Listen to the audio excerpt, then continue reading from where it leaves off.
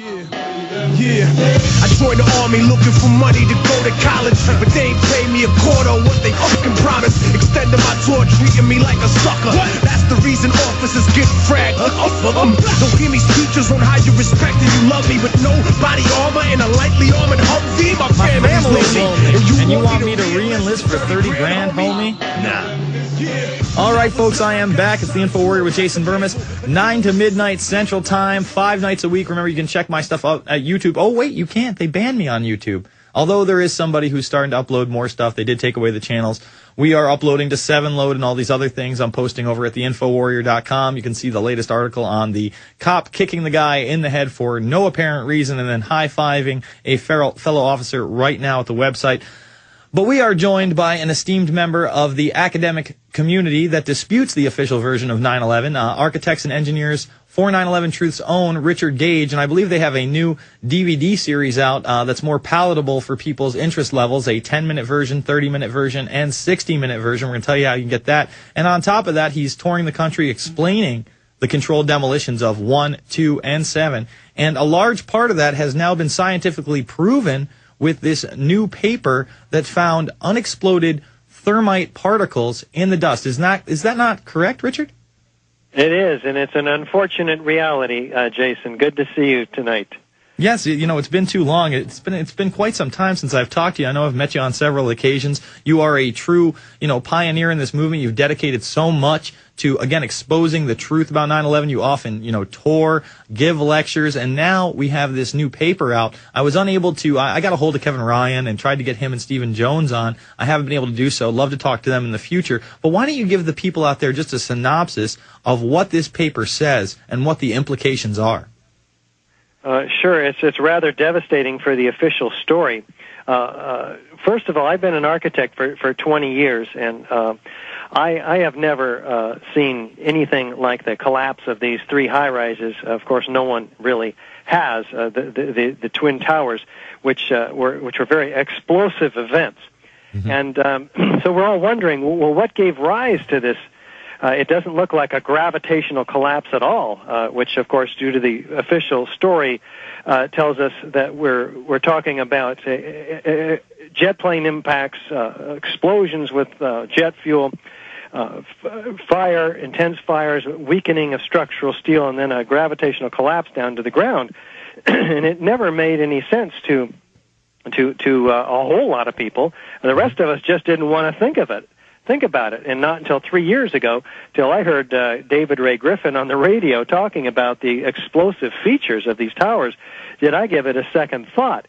Well, just a couple of weeks ago, we have a peer-reviewed paper in the Bentham Open Chemical Physics Journal, a 25-page paper which documents the ingredients in the dust, which was ubiquitous throughout the lower Manhattan, 4-6 inches thick, all of this dust.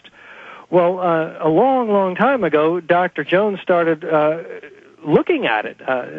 Stephen Jones, a professor formerly from Brigham Young University, physics professor, he finds the strangest materials in this dust. First of all, he finds these spheres, which are previously molten iron, and they're let's talk tiny. about those moltenized iron spheres in a moment, Richard. We gotta take a break right now. We're gonna come back in about 3 minutes. I want to talk about the moltenized iron spheres, Stephen Jones's research, and so much more with Richard Gage. Architects and Engineers for 9/11 Truth is the website. We'll be back after this. Infowars.com, PrisonPlanet.tv. The good old folks at New Silver Solution, and the website is supernaturalsilver.com. supernaturalsilver.com. This is something that kills bacteria, viruses, you name it, well documented. They've got it down to a super small nano-sized particle. supernaturalsilver.com. Check them out at infowars.com. supernaturalsilver.com. And I don't want to be the reason for giving up.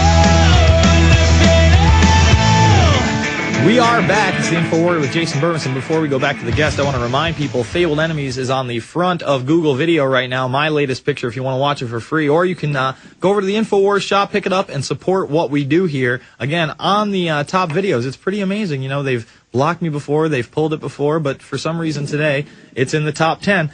So go check it out if you haven't seen it yet. Fabled Enemies is the movie. Now, Richard, you were just discussing these spheres of molten metal that were found in the World Trade Center dust that Stephen Jones really started looking at that in 2005, I believe? Yeah, it's quite damning to the official story because this is previously molten metal. Dr. Jones estimates that there must have been at least 10 tons of these previously molten iron spheres. And it's molten iron. I mean, it's not structural steel that's been melted somehow. It's iron, and it's got the evidence, chemical evidence in it, the chemical traces of thermite, an incendiary used to cut through steel like a hot knife through butter. It has traces of sulfur, fluorine, manganese, aluminum, iron oxide, oxygen. These are the elements of chemical evidence of thermite. This is very damning. So he says, well, what could have created all of these spheres? You know, it could only have happened in an aluminothermic event, thousands of them under intense pressure like explosives, which would have atomized the byproduct of thermite, which is molten iron, and sending it into all directions, very tiny droplets in spheres, because the surface tension of a liquid in an atomized form does just that. It forms itself into a sphere. So he takes the next step, and he asks, well, what would be the mixed ingredients of the pre-ignited form of the sphere, and would we find any of that in the dust?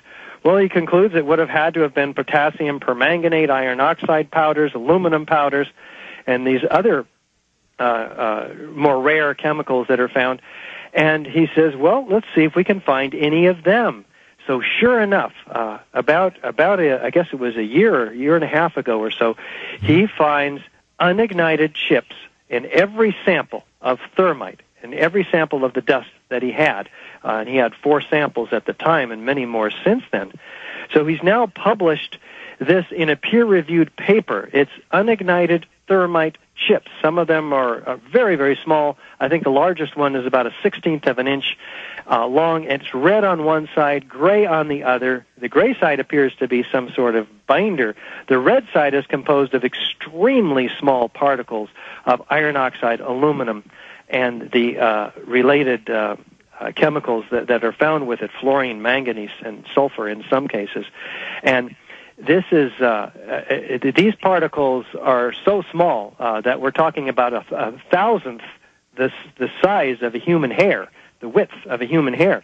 These are nanoparticles. This stuff is not made in a cave in Afghanistan.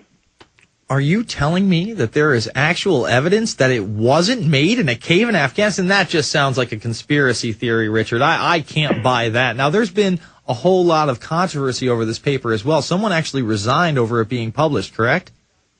Yeah, in fact, I believe it was the editor-in-chief, and there is no, from what I hear, there is no scientific analysis given, or the specific problem that she had was no, it's just really a blanket statement. I don't like what you guys are saying. Yeah, I mean, it's a blanket statement. I don't like what you guys are having to say. I'm going to resign. She gave no scientific evidence to try to refute the paperwork. Now, I mean, how much more do you think that we have to do to prove that this indeed was a controlled demolition? We now have yet another peer-reviewed paper by Stephen Jones being published. He's proved that the molten metal that was coming out of the World Trade Center prior to its collapse was not aluminum from the plane, as the debunkers so love to spout. I mean, you literally see this hot, molten, either steel or iron, or perhaps a mix of both, coming down like a foundry 20, 40, and 60 floors below before it really starts to dissipate. You know, you have FEMA on record, Ken Holden and others, talking about pools of molten metal under 1, 2, 7, and 6. And you have recorded temperatures of over 2,000 degrees there. What more is it going to take for people to open their eyes? Well, unfortunately, it's not the evidence. Once we get the architects and engineers in front of the evidence, as you have been highlighting here for me, they see it. In fact, we had a booth at the American Institute of Architects 2 weeks ago, and we had hundreds of architects come by, and we gave out hundreds of DVDs and brochures. Guess what? 50 of them signed our petition, agreeing. Once they saw Building 7 coming down, for instance, they agreed, hey, that's a controlled demolition. Fire doesn't do that to buildings. Fire doesn't take out the core columns, all of them, within a tenth of a second of each other on each floor, synchronistically timed, which is what is required in order to bring a building straight down into its own footprint in just at basically free fall acceleration. This doesn't happen by fire. Never has, never will. Architects, engineers, and others understand this. So we were delighted to have actually 60 architects signed the petition. We're verifying them now. We'll have over 700 architects and engineers demanding a real investigation.